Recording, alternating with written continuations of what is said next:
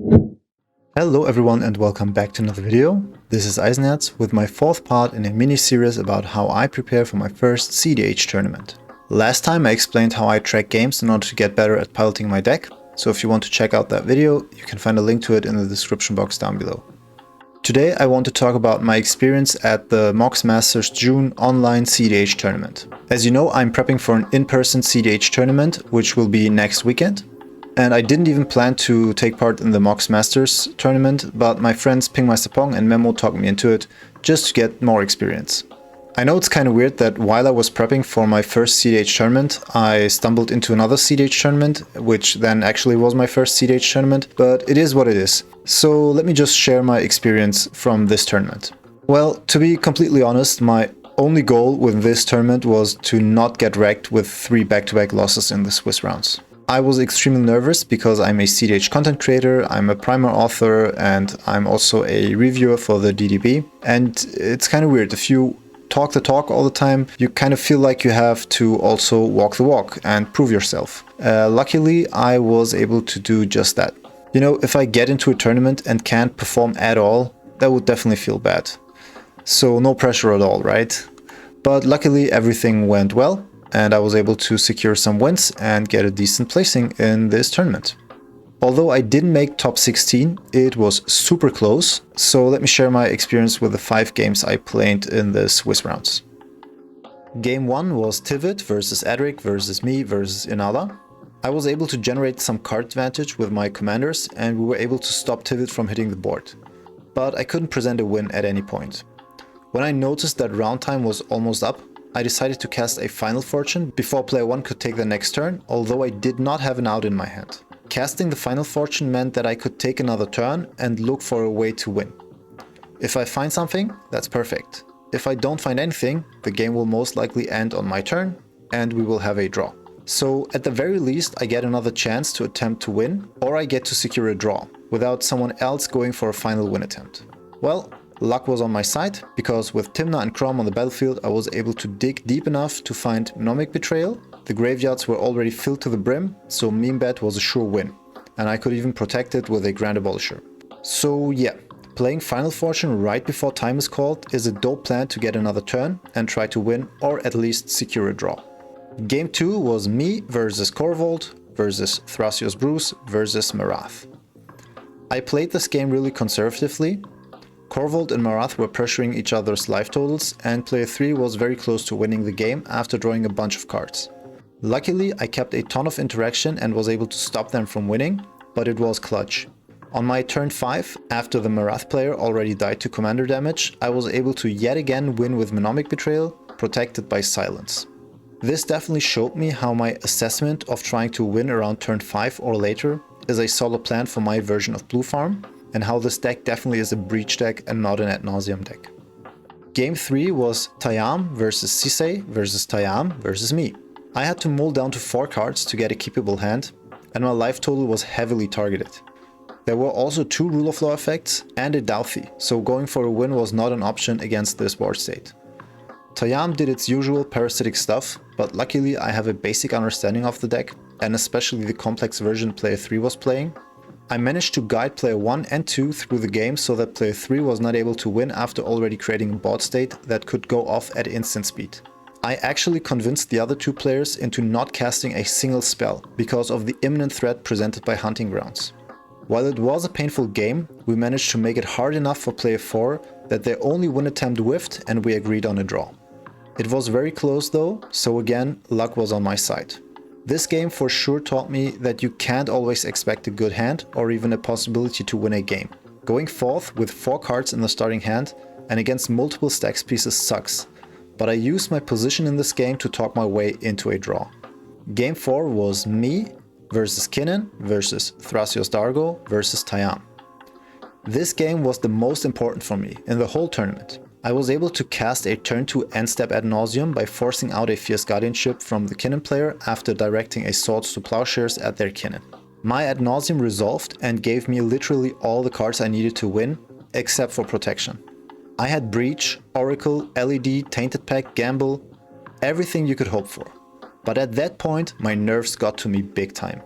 After untapping, I thought to myself that it would probably be better to go for breach lines just in case someone has any interaction left. But that assessment was stupid, and purely based on me panicking. Because who would let a turn 2 end step ad nauseam resolve if they have interaction? Well, I still decided to go for breach lines instead of Oracle, which was my first critical mistake. And although I could have easily sequenced it out with breach, I made 2 more critical mistakes. I missed a hate piece on Tayyam's side that exiled my LED, so now I wasn't able to fix mana, because my Lotus Petal was shut off by player 2's Manglehorn, and I exiled my Dam as part of an escape cost, which I could have easily used to deal with the Manglehorn and win with the Lotus Petal I had in my graveyard. But my lack of interaction and my nerves just made me stumble from one mistake into the next, and this cost me the game, and a guaranteed top 16 placing. Game 5 was me versus Italy, versus Kinnan, versus Rograk and Ikra.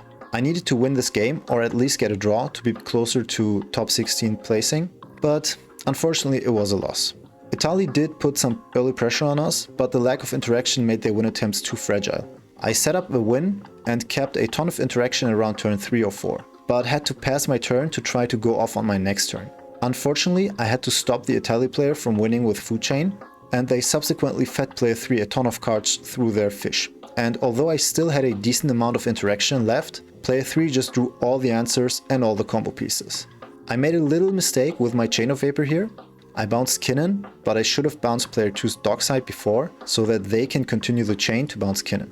This would have stopped the Kinnan player from copying Dockside with both Phantasmal Image and Phyrexian Metamorph. At the end of the day though, I can definitely accept this loss because it was against my good friend Ping My Sapong, who is not only the best Kinnan player I know, but also made it to the top 4 again. It was for sure a well-deserved win for him. Bottom line, it came down to game 4, which I should have won if I wasn't a nervous wreck. At the end I finished with 11 points and ranked 18th after Swiss rounds. That wasn't enough to make top 16 unfortunately, but it undoubtedly felt good to perform this well in my first ever CDH tournament, and it felt even better to know that I could have gotten 16 to 17 points if I didn't mess up game 4, because my nerves just got to me. An issue that I think will fix itself with more routine, experience and less self-imposed pressure. Overall, the playing experience was really nice, but I was also really nervous. I just couldn't sit still and I had to use the restroom between every game. But this experience also showed me that you shouldn't hesitate when it comes to tournament EDH. It's not like a secret club of all the best players that will just wreck you if you make a tiny mistake. Swiss rounds at least felt like any other game of CDH, except for timing and the fact that there is a judge available at any point. And of course you also need a stable internet connection, which can definitely be an issue here in Germany. One thing I noticed from game 4 on forward is that my focus and concentration started to fade away. One thing you have to realize is that here in Germany, we only start playing Swiss rounds at around 4 PM. And Swiss rounds usually take until 12 PM or 1 AM in the morning, depending on overtime. This means that if everything goes well, you have to play Swiss rounds until 1 AM, and then shit starts to get real, and you have to be even more focused and concentrated for the top 16 games, which are definitely more stressful because the pressure is just a lot higher. Tournaments can easily go until 4 AM or 5 AM in the morning, which I think is a huge disadvantage for players based in Europe or also Australia. To be at my A game for the tournament, I should definitely try to sleep in and not do anything tiring before the tournament. But because I have a family to take care of, sleeping in until 2 PM or just not spending the morning with my son at the playground or just outside at the park is just not an option.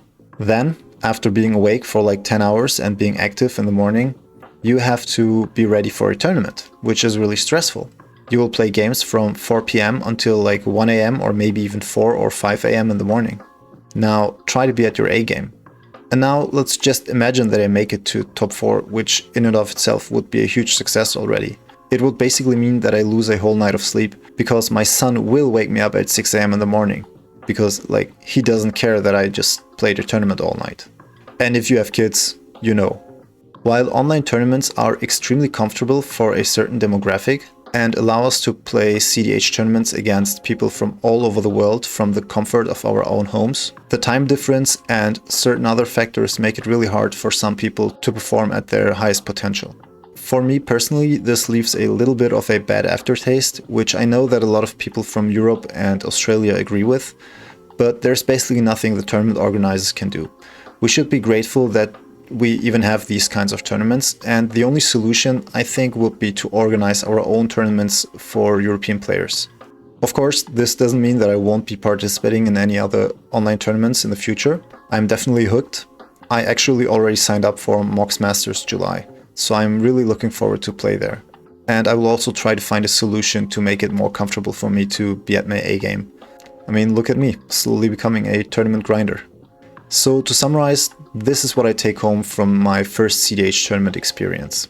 The first lesson is that I definitely need to keep my cool.